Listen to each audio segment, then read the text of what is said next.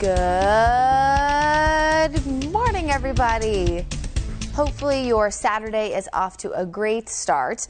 I wouldn't say it is a completely disgusting forecast out there right now, but it is definitely not going to be a nice day. And I'm not just saying that because it's my personal opinion. It is just science. Rain, right, can lead to some isolated flooding. Sometimes the added breeze can take trees down. Of course, it is not a comfortable start with the chilly conditions either. This, of course, a live picture here from Lake Norman where literally look at the American flags. Okay, we took it full. Thank you so much, Cody. You are absolutely the best. Notice all the American flags. Look at the water. So it is a breezy day, which we know will make the air temperature feel even colder. Now, the high temperature actually already occurred. It happened at around midnight last night, 62 degrees in Charlotte. We are now going to likely steadily fall throughout the day. Now, I wanted to show you the current temperatures because even if you're watching this later, you may think, Brittany, why would you show current temps? Who cares? Well, there's a reason why I'm showing it to you. So notice how 60 degrees in Charlotte and 61 in Monroe. But can you guys tell that at the bottom down right-hand portion of your screen, we have 54 Sherrall, Wadesboro, and Rockingham?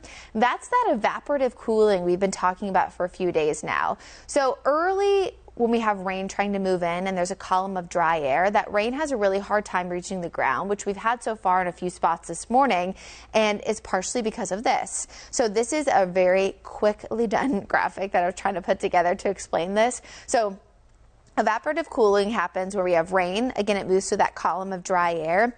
And eventually what happens is that it is absorbed by the dry air. But as it does so, evaporative cooling actually absorbs heat. So it cools the surrounding air, but the rain itself doesn't reach the ground because, again, it was evaporated. So it's kind of a 1-2 punch. The rain that you're seeing on radar sometimes doesn't reach the ground. And secondly, it does cool the surrounding air. Eventually, when you have a lot of that light rain, like what we're going to have today, that rain can eventually reach the ground. It will just take some time to kind of saturate it right now. And that's what we're kind of seeing across portions of the area. I have seen some rain on radar that does look like it's a little bit of patchy drizzle, some light rain, but I would say that's the exception, not the rule this morning. Now, our setup right now is you can see the low pressure system there off the coastline and starting to move inland. It did shift a little bit further south this morning, so I think that's one of the reasons why this rain is kind of taking a long time to get to us. But notice again, all of the green on Doppler radar, but this is satellite. Let's kind of filter away the mess and see what's really reaching the ground.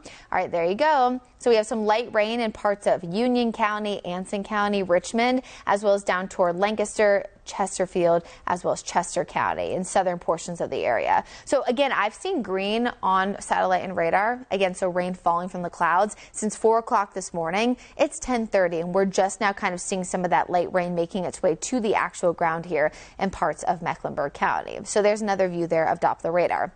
So if you're waking up this morning and you're thinking, oop, they got it wrong, I'm sorry to say, I wish we were. Forecast was wrong, but that light rain was never expected really to fall for most of the Charlotte metro until closer to noontime. So light rain on the way, and then eventually a few pockets of heavy rain after that.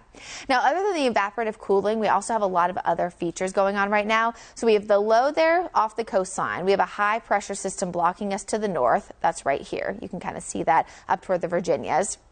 But then also what we have is an upper level low. These things are notoriously hard to forecast. There's actually an old saying, upper low, weatherman's woe. Now, of course, I'm not a weatherman, number one, but also number two, I'm a meteorologist. But it's just an old saying because upper lows are not part of the jet stream. And so they're really hard to forecast because essentially the jet stream is what helps pick storms up and kind of moves them. When you have frontal boundaries, things like that, they kind of hang out and meander and are notoriously hard to forecast. So that's something else we're going to be watching over the next 24 hours, where exactly the upper low sets up. Does it promote more rain heading into Sunday, or does it allow for this low, which as of right now looks like it will eventually try to shift away from the Carolinas as we get closer to Monday. So that low will move inland. Again, eventually it heads off to the north and east, and this would be good news for us if we keep that going. Rip current outlook for the beaches this weekend. I am going to kind of be bopping around here because I do want to give the forecast for the overall area. High to moderate rip currents expected for today and tomorrow. It is going to be dangerous. There are double red flags up for parts of Myrtle Beach. And it is just not going to be a great day to get outside for those folks either, not just because of the dangerous beach conditions, but also the cooler temps and the rain. Now, the flood threat today is low to moderate across most of the area. I do want to point out one thing about this particular map. Today's flood risk is not really a flash flood risk. Flash flood occurs to a lot of rain that falls in a short period of time. This is more of a generalized flooding risk because you saw that slow moving low moving in. It is going to be relatively slow, kind of a slow, steady wins the race kind of rain today. Eventually, that does shift to a low risk tomorrow, as we're not going to see as much heavy rain, but we will keep that medium risk up toward the mountains and foothills. We know what happens up there, right? A lot of rain, higher elevation. It does a little bit differently, right, when you see that kind of mess in the Charlotte area. Now, we are above sea level. We have changes in elevation. It's just not quite as drastic as up toward the mountains and foothills. So as this rain continues to move inland, we are going to see, again, that same evaporative cooling, which is why temperatures will slowly fall to the upper 50s and mid 50s throughout the day. Now, we are again going to see our best chance for some moderate to heavy rain after 3 o'clock. I don't think it's going to be heavy rain by any stretch for the entirety of the day. And in fact, model's pretty consistent so far that there will be some drying out periods overnight and into Sunday. So today, more of a consistent rain with pockets of heavy rain at times. Tomorrow, I think we're more scattered and light in nature.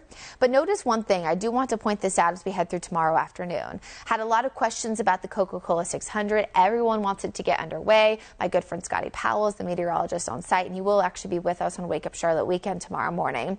But see these little tiny specks of green? I know Brad mentioned this last night. This is indicating some light rain or even some patchy drizzle or mist out there. And we've had a lot of viewers be like, oh, well, it looks better. And while it definitely looks better than a few days ago, we need about 2 hours typically, according to talking to Scotty yesterday, to really get the track ready. So the question will be, will we get 2 hour period where it's not raining at Charlotte Motor Speedway to where they can get it ready? I think that there's a chance for sure. And I think there's a better chance that a half the race would happen than the entirety of the thing. We are, again, cautiously optimistic that that will happen. But just notice on the future cast that we are going to be watching some of that drizzle, some of that mist by the second half of Sunday.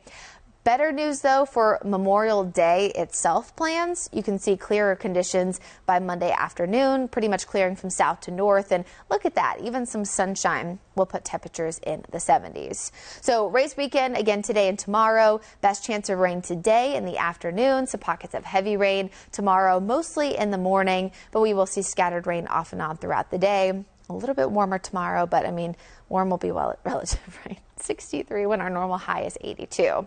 Here's your hour-by-hour rain chances as we go throughout the morning. Again, this is mostly for the Charlotte metro area, so we are including Mecklenburg County and surrounding communities. You notice a tapering off effect overnight, and then here you go for Sunday.